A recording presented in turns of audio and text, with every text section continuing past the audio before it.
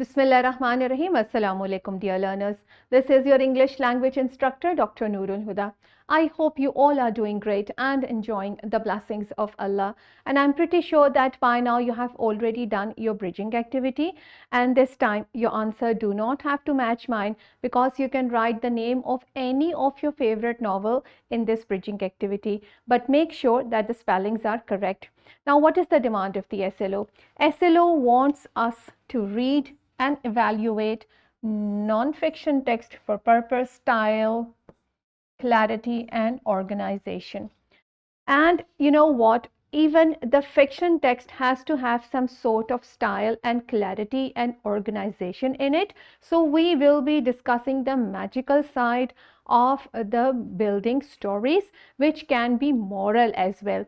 So what are the things that requires to make a magical story is the setting. Number one, setting is the place where the story takes place.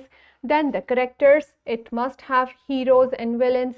Then the characterization, it means every character should have their own specialities and elements which should be different from others. And every story should have a conflict. It means good versus bad. It should have style, funny words, and special tone and organization as well, because it should have a start and a beginning, and then the end it has to finish and give you a moral lesson. So what is the magical setting? Setting is where the story take place.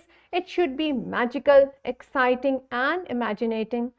A great setting is full of creativity and wonder that draws the reader attention.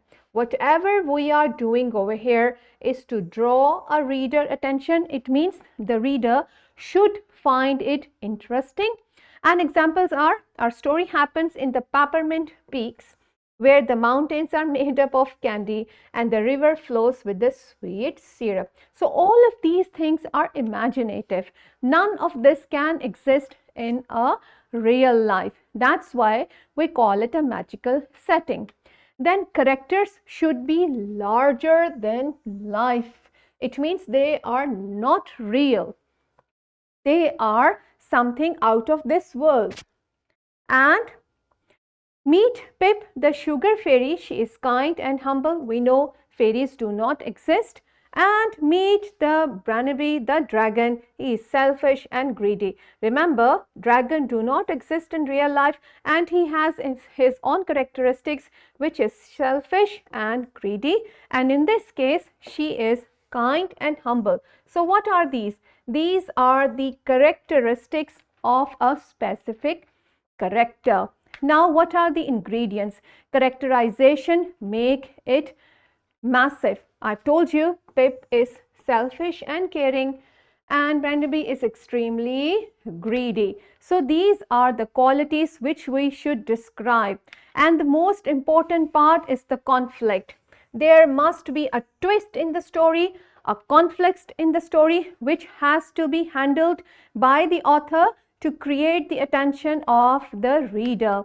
Now the tone. The tone is the feeling or mood of the writing. For magical moral stories, the tone is light, funny, and playful. An author uses humor and clever language to keep the story enjoyable. Remember, the author wants to write an interesting story to make the reader attractive towards it. Now, colorful language. The writing should be colorful and imaginative. Authors often use made-up words or funny description to grab the attention. Again, we want to grab the attention. Now, these are the funny words which do not exist in the dictionary. These are the words made by the author. Instead of writing Barnaby walked fast, the author writes Barnaby first wobbled and splendiferously stomped down and over the candy mountain.